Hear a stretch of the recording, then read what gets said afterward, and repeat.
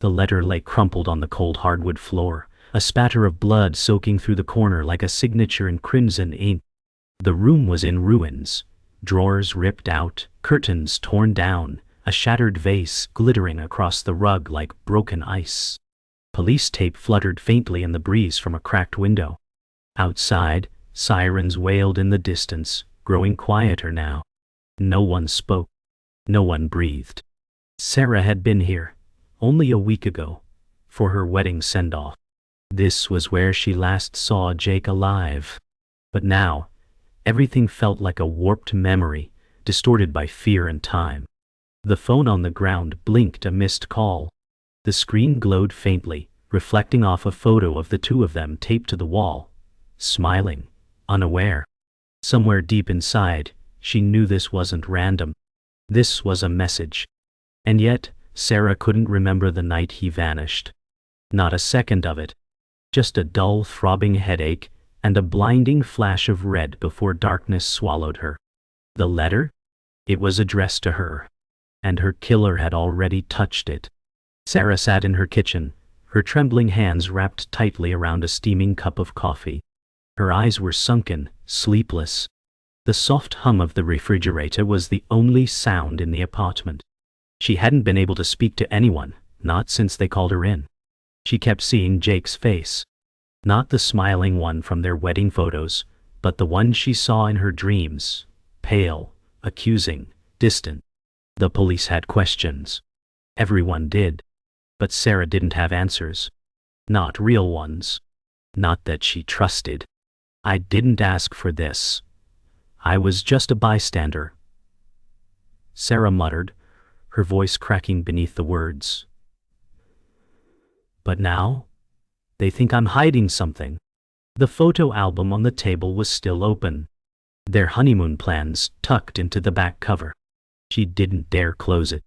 Like shutting it meant accepting something irreversible. The silence around her grew heavier. And still she couldn't remember the night Jake disappeared. Her phone buzzed. Again. Another unknown number. Sarah didn't pick up. She couldn't. Everyone wanted a statement. The press, the detectives, even Jake's mother. But how could she explain what she didn't understand herself? Her head ached just thinking about it. Every time she tried to recall that night, she hit a wall. Just a flicker of red. Pain. Wall. And then, nothing. Blackness. The same void that swallowed Jake. Was it trauma? Fear? Guilt? She stared at the voicemail notification. 5 seconds long. No transcription. She tapped play. A crackling silence. Then a voice, warped, low, barely human. You saw me. Her heart stopped. The mug slipped from her fingers and shattered on the tile floor. The voice echoed in her skull. Who was it? Why her? She had no memory, but someone believed she did. And they were watching. She went back to the letter. It was still sealed in an evidence bag, but the officer let her see it. It had been mailed. No fingerprints. Just her name scrawled in shaky handwriting. And inside a single sentence. One of them was there. Sarah's stomach twisted.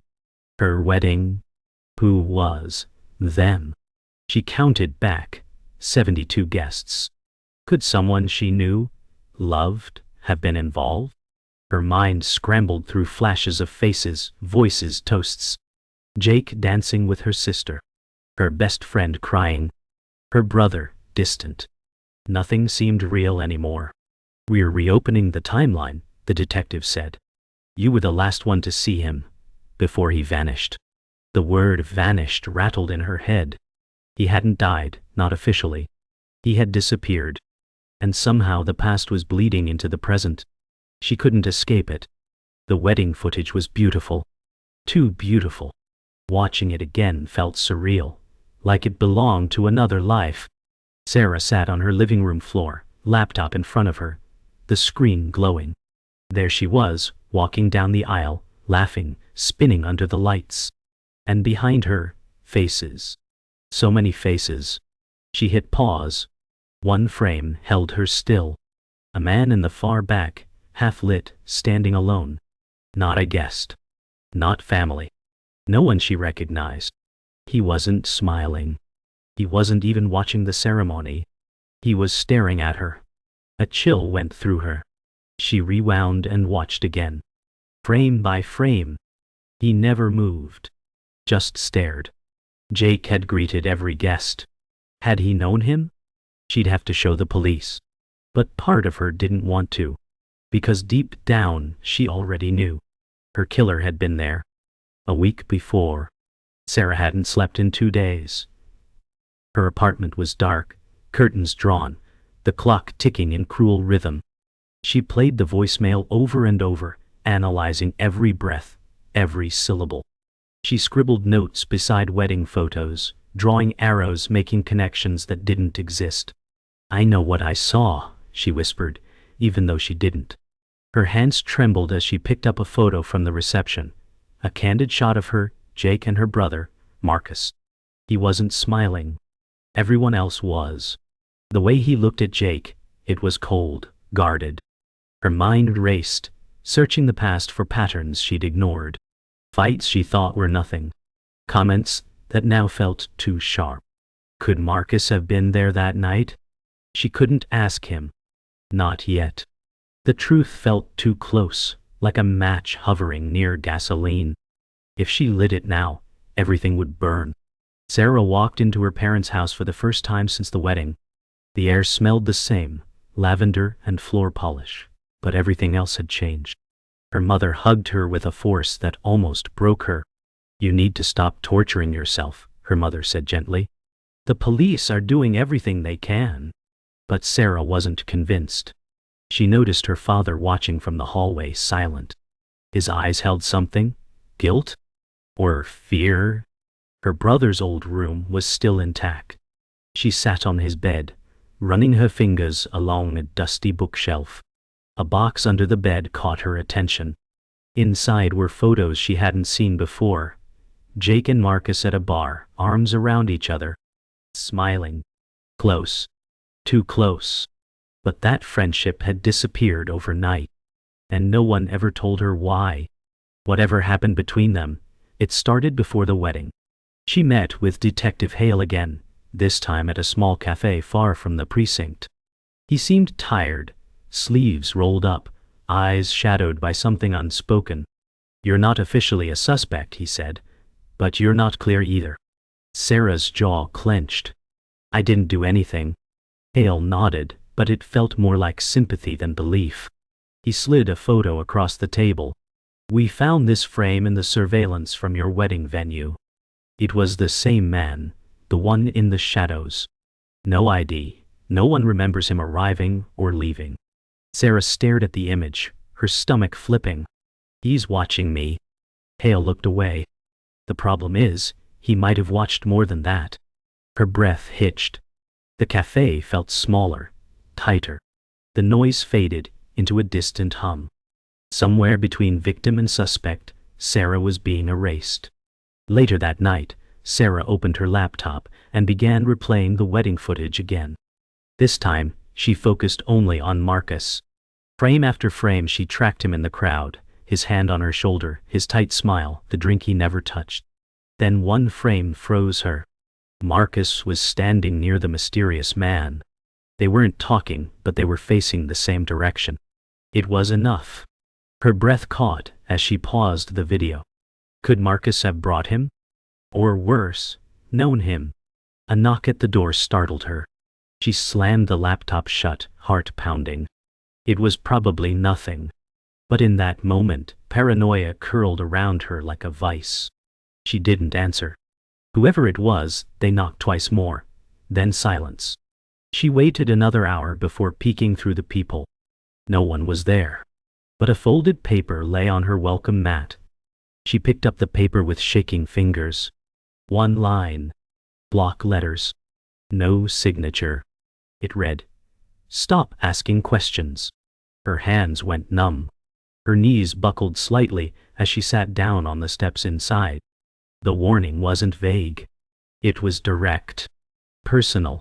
This wasn't just about Jake anymore. It was about her. Someone wanted her quiet. She stared at the paper, then at the hallway. No cameras. No witnesses. Someone had been that close to her door. That confident. That silent. Sarah realized she had moved past grief now. Past guilt. What she felt was fear, pure and cold. And beneath it, something worse, certainty. She did know something. She just hadn't remembered it yet. But whoever this was, they were making sure she never would. Sarah stared at the paper for what felt like hours. She knew now, this wasn't just someone playing games. This was calculated, coordinated. The knock, the timing, the message. She turned to the only place she hadn't revisited yet. Jake's old apartment. It had been locked since the investigation began. Untouched. But she still had his spare key. The moment she stepped inside, the scent of him hit her like a wave. Cedarwood cologne and burnt coffee. Everything was where he left it. A pair of sneakers at the door. An unfinished glass of water by the couch. A jacket tossed across the armrest. But the air felt stale, lifeless. She began sifting through drawers, closets, anything. Then she found it, a notepad shoved behind a dresser. Pages torn, but one line remained. He saw the guest list. Sarah's stomach dropped. It was Jake's handwriting. Whatever he saw scared him enough to hide it. And now, he was gone. Sarah sat cross-legged on the floor of Jake's apartment, the notepad in one hand and her phone in the other. She called the wedding planner. "Do you keep digital records of all guests?" The woman sounded hesitant. "Yes, but we already gave everything to the police." Sarah pushed. "I need to see them." Later that night, the email arrived. Spreadsheets, names, RSVPs. She scanned the list line by line, cross-referencing with her photos and video frames. Then something stood out. A name she didn't recognize. Daniel Reeve. No connection to either family. No +1. Marked as confirmed. She blinked at it, then searched her inbox. Nothing. Nothing. Her phone. No messages. Then she searched Jake's. There he was. A message, weeks before the wedding. "I got your note. I'll be there. No more hiding." Sarah's blood ran cold. Jake had invited him. But why? The name haunted her. Daniel Reeve. She searched online. Nothing concrete. Just a few scattered mentions, disconnected profiles. But then she found it. A year-old news article. A bar fight. Minor injuries. No charges. The photo blurred, but she recognized the jawline. It was him. The man from the video. The man at her wedding. But he wasn't the attacker. He was the one attacked. And the man arrested for it? Jake. Undull. Her heart pounded. Why hadn't Jake told her? Had they fought? Was it revenge? Or guilt? She dug deeper. Another article. A business dispute. The same names. It wasn't random. Jake and Daniel had history. But it was buried. He saw the guest list. Jake hadn't panicked because Daniel was there. He panicked because someone had invited him. Or let him in. Sarah suddenly realized something terrifying. What if Daniel wasn't hiding in plain sight? What if someone placed him there? Unable to sleep, Sarah returned to the wedding venue the next morning. It was quiet now. Chairs stacked, string lights removed, only the faint smell of champagne lingering in the air. The staff let her walk the grounds. She retraced every step, where Jake stood, where she danced, where that shadowed man stood still and watched. She stopped at the back patio. A security camera blinked above the door. "Do you still keep footage?" she asked the venue manager. He looked unsure. "Only for 30 days, unless the police requested longer." Her wedding had been 28 days ago. Her heart jumped. There was still time. She begged him to check.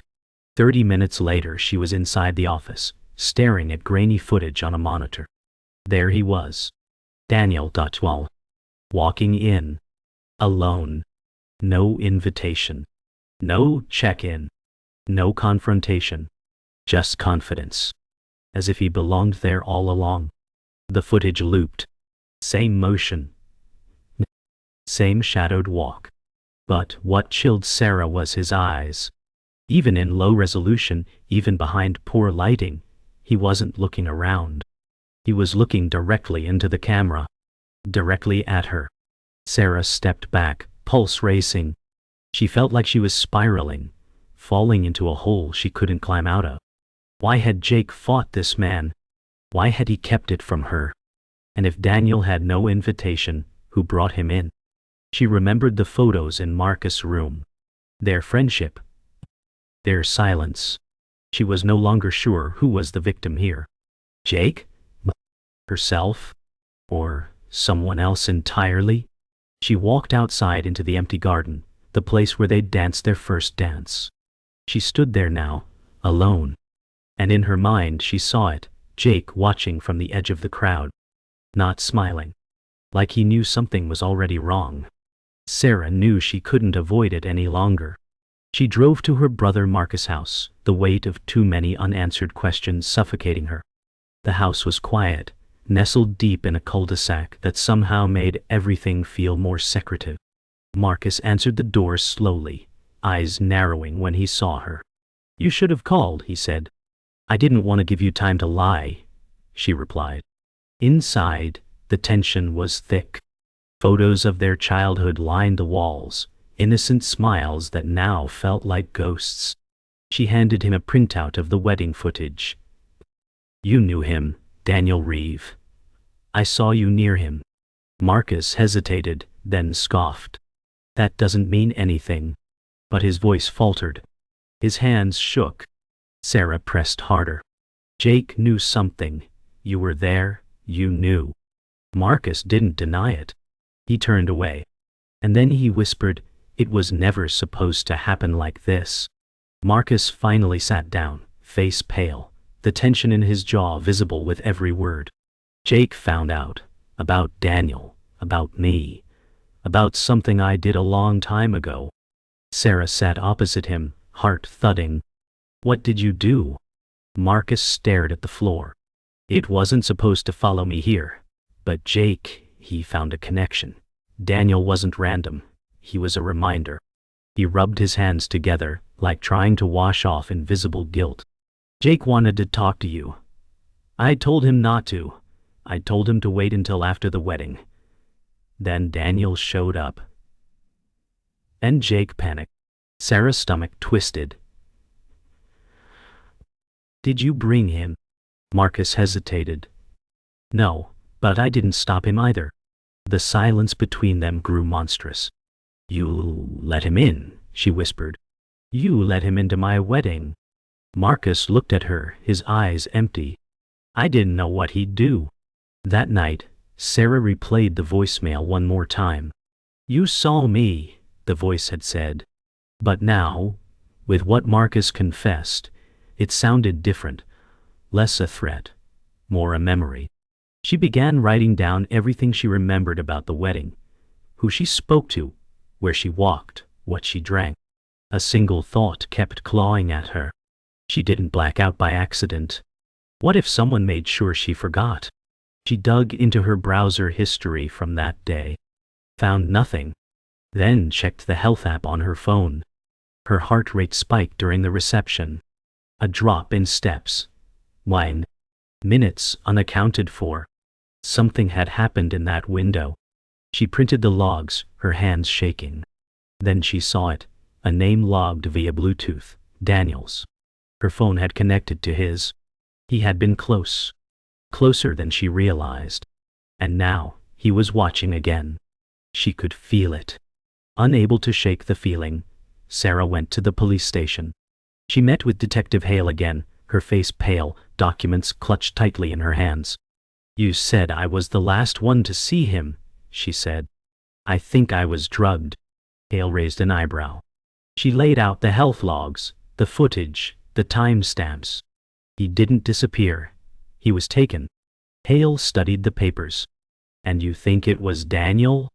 Sarah nodded slowly. Or someone working with him? Hale's face darkened. We can't find Daniel. No address, no employer, nothing. It's like he vanished after the wedding. Sarah's voice dropped. Because someone helped him. Marcus knew. Jake knew. I think they were trying to stop something. Hale leaned forward. This is getting deeper than we expected. Sarah whispered. This isn't about love. It's about a secret they buried. And now someone's killing to keep it buried. As Sarah walked home from the station, the streets felt emptier than usual.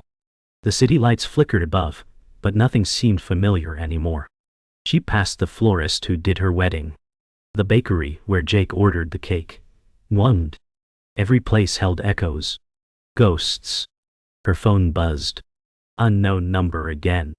She froze, heart thudding. This time, a text. One image. A photo of her, taken from behind, standing at the police station earlier. Her breath caught. Someone had followed her. Was following her now. She turned sharply, scanning the street. A man in a black hoodie stood at the corner. Not moving. Watching. Sarah's legs locked. The figure stepped back into the shadows, disappearing into the alley. Her pulse thundered. This wasn't paranoia. This was real. The game had changed. No more clues. No more shadows. Now whoever had killed Jake wanted her next. And they weren't hiding anymore. Sarah didn't go home. She couldn't. She kept walking, blocks away from her apartment, weaving through streets she barely recognized. Her phone buzzed again. A second image. This one was older. Her and Jake, laughing on the rooftop of their building. She hadn't posted that photo. She stared at it, chilled. Whoever this was had access to her private memories. Her phone contacts. Her life. She ducked into a closed cafe side alley, heart pounding. She called Hale, her voice shaking. He's watching me, right now.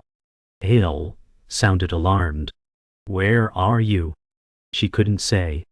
She didn't trust anyone, not even the badge. A car passed by. Then stopped. Its engine idled. Sarah crouched low. Footsteps. Slow. Deliberate. She held her breath, hiding behind a dumpster. Her thoughts raced. Whoever killed Jake didn't want silence, they wanted her afraid. And now, they were coming to collect. She ran. No plan. No direction. Just pure instinct. Her legs burned as she sprinted through back streets, jumping puddles, slipping on loose gravel. Every sound became amplified. Every silhouette became a threat. She found herself in an old train yard, deserted and vast. Rusted tracks, dead trains, and silence. She ducked between boxcars, heart hammering. Her phone had no signal. The wind howled low between metal walls. She crouched and waited. And then she heard it, footsteps crunching behind her. Closer. She turned, ready to scream. But it was Marcus. Out of breath, panicked. What are you doing here? She hissed. I followed you, he said. I saw the photos. They sent me one too. He held up his phone. Same rooftop image. How? Sarah froze. Then it's not just me. They're watching both of us. Marcus nodded grimly. This goes deeper than I thought. And from the shadows, a shutter clicked. They found an abandoned maintenance shed at the far end of the train yard. Inside, it smelled of old oil and dust, but it offered cover. Sarah paced while Marcus stood watch by the broken window. You said Jake found something. What was it? She demanded. Marcus rubbed his face. An old investment deal. Daniel wasn't just a bar fight. He was part of something, illegal, maybe even political. Jake traced the money. It led to people who don't like being traced. Sarah clenched her fists. Why didn't you tell me? Marcus looked ashamed. Because I thought it would protect you. The words hung in the stale air. Then something moved outside. A figure. Silent. Died. Sarah pulled Marcus away from the window. But it was too late.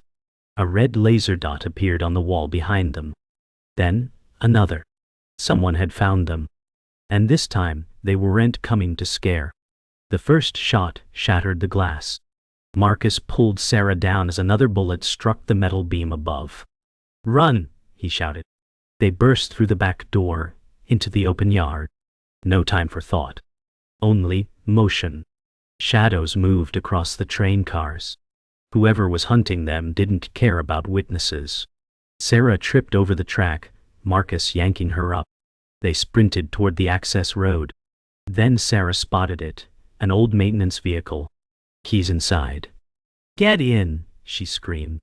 Marcus jumped into the driver's seat, and the engine sputtered to life. Another shot cracked the rearview mirror. Sarah ducked, slamming the door.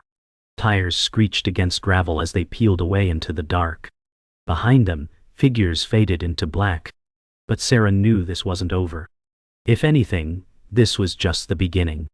Someone had declared war. And now she was finally fighting back. They drove for miles, neither speaking, the night swallowing the road ahead. Finally, on a stretch of highway near the cliffs, Marcus pulled over. The engine ticked in the silence. Sarah stared ahead, trembling. "Why did they kill him?" she asked. Marcus leaned forward, elbows on the wheel. "Because Jake threatened to go public. He gave me everything. Files, accounts, names. I didn't know what to do." Sarah turned to him slowly. "Do you still have it?" Marcus nodded. "It's hidden. But if they know we're together, they'll come for it." Sarah exhaled sharply. "Then we end it, tonight."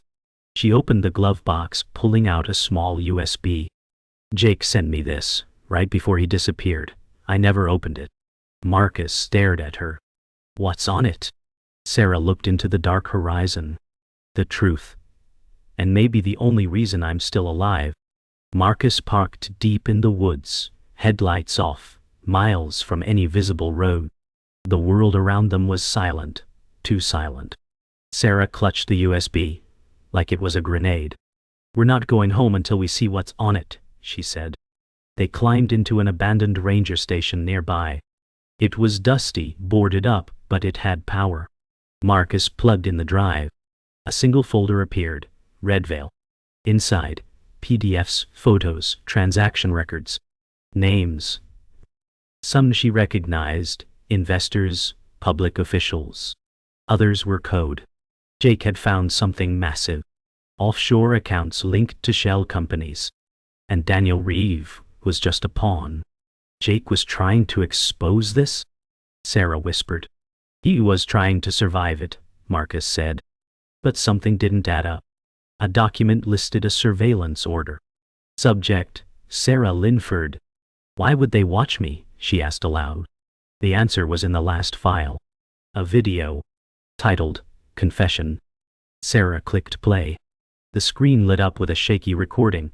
Jake, sitting alone in his apartment. He looked scared, exhausted. His voice was quiet. "If you're watching this, I didn't make it." He glanced at the camera. "I got too close. I thought it was about money. It's not. It's about leverage. They use people, ruin them. And I found out Marcus helped them once. Years ago. But he didn't know what it would become." Jake looked away. "They'll come for Sarah, because of who she is, who her father was." Sarah's heart stopped. "My father died when I was 6, she said aloud. Marcus looked away. Jake continued, "You were just a kid, but they're afraid you'll remember. That's why they're watching. That's why they sent Daniel."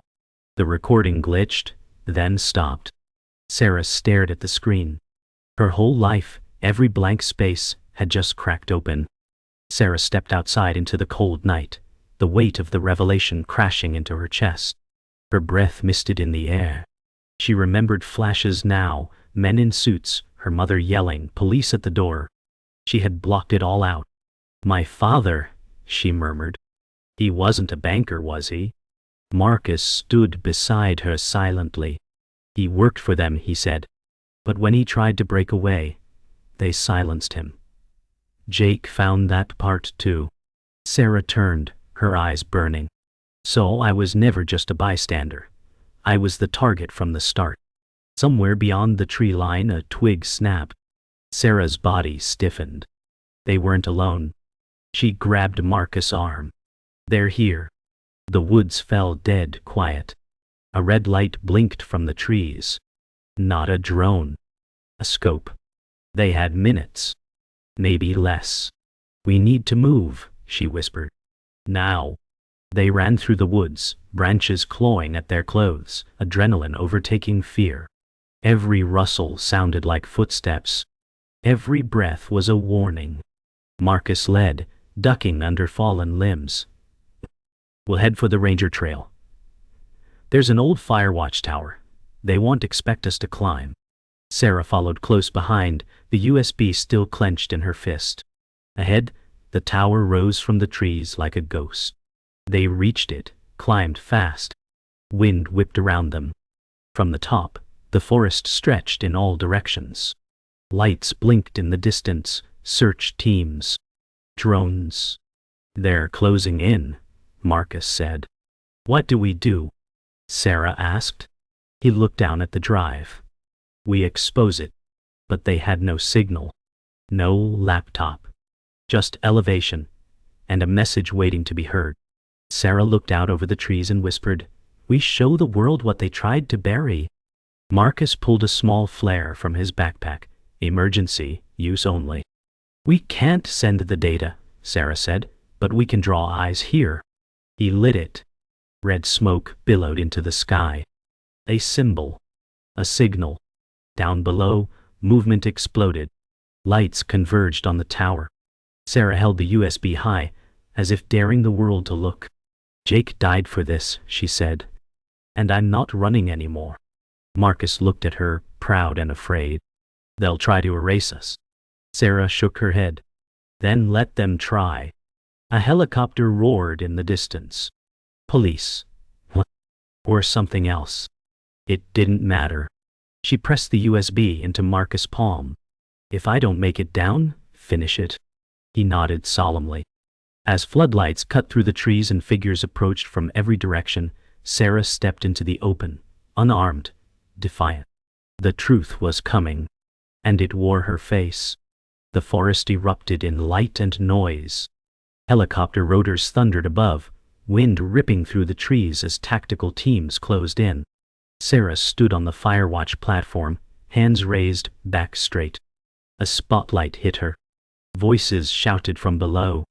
Do not move. Marcus lowered the flare and dropped the USB into a waterproof pouch, securing it inside his jacket. As men in dark uniforms stormed the tower, weapons drawn, Sarah didn't flinch. She didn't blink. I have evidence, she called out. You know who I am. The lead officer hesitated. Then something unexpected happened. A second group emerged from the forest, clearly not police. Plain clothes. Unmarked vehicles. Two forces met at the tower's base. Tension flared. But Sarah made a choice. She stepped down the stairs herself, slowly, deliberately. If I disappear, she said aloud, they'll know it was you.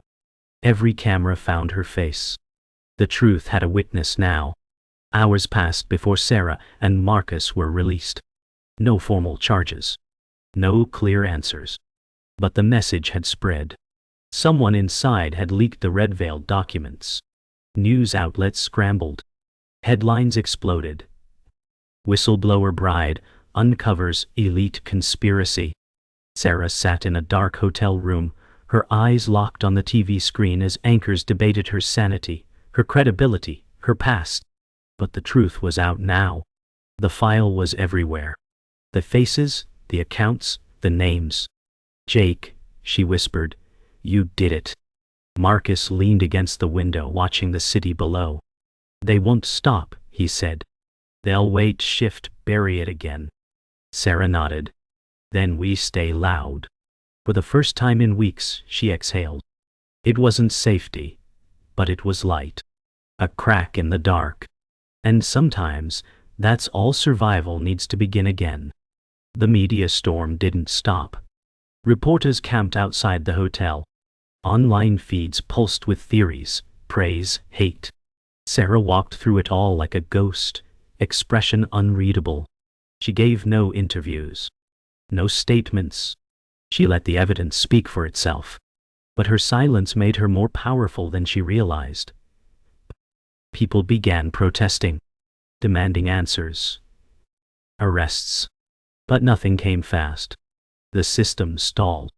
The deeper the exposure, the harder the pushback. Still, something had shifted.